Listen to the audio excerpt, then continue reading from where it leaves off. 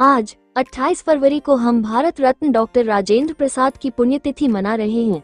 ये दिन न केवल उनके निधन की याद दिलाता है, बल्कि एक ऐसे महान व्यक्तित्व की स्मृति को जीवंत करता है जिन्होंने सादगी, त्याग, संविधान निष्ठा और राष्ट्र सेवा के माध्यम से स्वतंत्र भारत की नींव को मजबूत किया। डॉक्टर राजेंद्र प्रसाद का जीवन एक ऐसी मिसाल है जो आज भी हर भारतीय को प्रेरित करता है कि सत्ता कितनी भी ऊंची क्यों न हो, मूल्यों और आदर्शों से कभी समझौता नहीं करना चाहिए।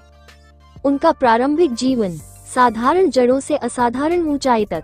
डॉक्टर राजेंद्र प्रसाद का जन्म 3 दिसंबर 1884 को बिहार के सीवान जिले, तत्कालीन सारण के छोटे से गांव जीरादेई में एक साधारण कायस्थ परिवार में हुआ था। उनके पिता महादेव सहाय संस्कृत और फारसी के विद्वान थे, जबकि मां कमलेश्वरी देवी धार्मिक प्रवृत्ति की महिला थी। बचपन में ही मां का देहांत हो गया, लेकिन परिवार की नैतिक शिक्षा और गुरुजनों का मार्गदर्शन उन्हें जीवन भर साथ रहा। शिक्षा में वे बचपन से ही असाधारण थे। छपरा जिला स्कूल में पढ़ते समय उनकी एक परीक्षा की कॉपी इतनी उत्कृष्ट थी कि परीक्षक ने टिप्पणी की, examinee is better than the examiner. Calcutta विश्वविद्यालय से उन्होंने एमए और विधि में मास्टर डिग्री स्वर्ण पदक के साथ प्राप्त की। 1917 में पटना हाईकोर्ट में वकालत शुरू की और जल्द ही बिहार के प्रमुख वकीलों में शुमार हो गए। उनका स्वतंत्रता संग्राम में अमिट योगदान 1917 में चंपारण सत्याग्रह के दौरान महात्मा गांधी से पहली मुलाकात ने उनके जीवन की दिशा बदल दी। वे गांधी जी के निकटतम सहयोगी बन गए और अहिंसा, सत्याग्रह तथा स्वदेशी के सिद्धांतों को अपनाया। असहयोग आंदोलन, सविनय अवज्ञा आंदोलन और भारत छोड़ो आंदोलन में सक्रिय भागीदारी के कारण कई बार जेल गए।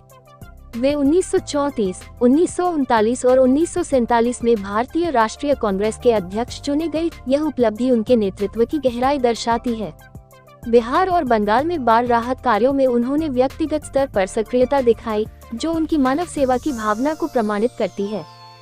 संविधान सभा और प्रथम राष्ट्रपति स्वतंत्रता के बाद वे संविधान सभा के प्रमुख सदस्य बने।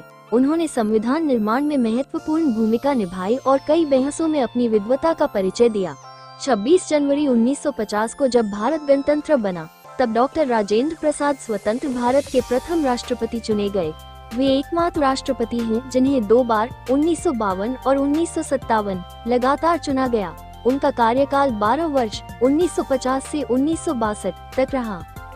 भारतीय इतिहास में सबसे लंबा राष्ट्रपति कार्यकाल। राष्ट्रपति भवन में रहते हुए भी वे सादगी के प्रतीक बने रहे। महल की ऐश्वर्यपूर्ण जीवन शैली की बजाय वे खादी पहनते, सादा भोजन करते और आम जनता से सीधा संवाद रखते थे।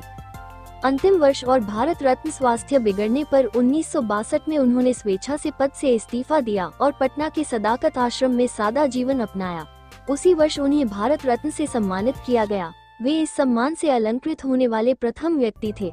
28 फरवरी 1963 को पटना के सदाकत आश्रम में उनकी मृत्यु हो गई। उस दिन वे पटना विश्वविद्यालय के दीक्षांत समारोह में मुख्य अतिथि के रूप में भाषण देने वाले थे, लेकिन बीमारी ने उन्हें साथ नहीं दिया।